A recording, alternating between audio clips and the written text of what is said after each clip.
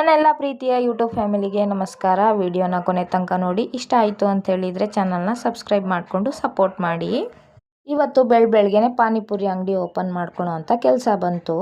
ನಮ್ಮ ಮನೆಯವ್ರು ಯಾವಾಗಲೂ ಸಂತೆಗೆ ಹೋದಾಗ ಒಂದು 25 ಪೂರಿ ಇರೋಂಗೆ ಸಣ್ಣ ಪ್ಯಾಕೆಟು, ಆಮೇಲೆ ಪಾನಿಪುರಿದು ಪಾನಿಗೆ ಮಸಾಲೆ ಪೌಡ್ರು ಒಂದು 10 ರೂಪಾಯಿ ತೊಗೊಬಂದು ಇಟ್ಬಿಟ್ಟಿದ್ರು.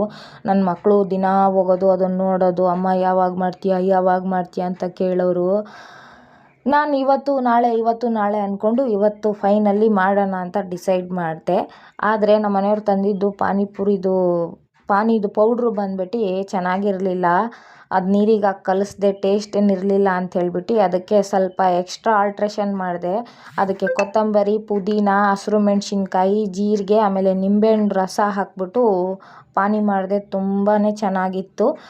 ಆಮೇಲೆ ಆಲೂಗೆಡ್ಡೆ ಎಲ್ಲ ಬೇಯಿಸ್ಕೊಂಡು ಆಲೂಗೆಡ್ಡೆಗೆ ಬರೀ ಈರುಳ್ಳಿ ಮತ್ತು ಕೊತ್ತಂಬರಿ ಸೊಪ್ಪು ಹಾಕಿದೆ, ಮೆಣಸಿನ್ಕಾಯಿ ಹಾಕಲಿಲ್ಲ. ಅದ್ರ ಬದಲಿಗೆ ಉಪ್ಪು ಮತ್ತು ಖಾರ ಪುಡಿ ಹಾಕಿ ಚೆನ್ನಾಗಿ ಕಲಸಿ ಇಟ್ಕೊಂಡೆ. ಫೈನಲಿ ನಮ್ಮ ಪಾನಿಪುರಿ ಅಂಗಡಿ ಓಪನ್ ಆಯಿತು. ನನ್ನ ಮಕ್ಕಳೆಲ್ಲ ಯಾವಾಗ ಕೊಡ್ತಾರೋ ಅಮ್ಮ, ಯಾವಾಗ ಮಾಡ್ತಾರೋ ಅಮ್ಮ ಅಂತ ಹಿಂದೆ ಮುಂದೆ ಸುತ್ತಾಡ್ತಾನೆ ಇದ್ದರು.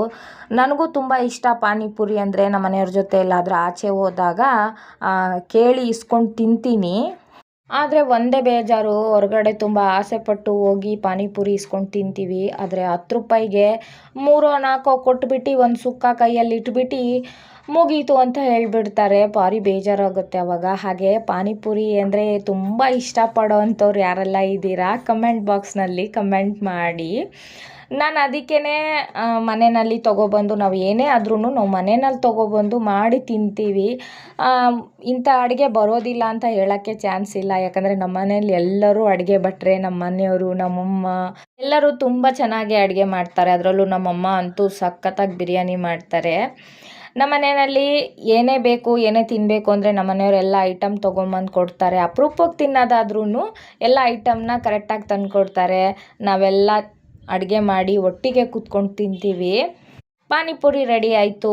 ಮಕ್ಕಳೆಲ್ಲ ತುಂಬ ಎಂಜಾಯ್ ಮಾಡ್ಕೊಂಡು ತಿಂದರು. ಏನು ಬೇಜಾರಂದರೆ ನಮ್ಮ ಮನೆಯವರು ಬೆಳಗ್ಗೆ ಬೇಗ ಕೆಲಸಕ್ಕೆ ಹೋಗಿದ್ರಿಂದ ಒಬ್ಬರು ಪಾನಿಪುರಿನ ಮಿಸ್ ಮಾಡ್ಕೊಬಿಟ್ರು. ವಿಡಿಯೋ ಇಷ್ಟ ಆಯಿತು ಅಂದರೆ ಕಮೆಂಟ್ ಮಾಡಿ, ಲೈಕ್ ಮಾಡಿ, ಹಾಗೆ ಸಪೋರ್ಟ್ ಮಾಡಿ.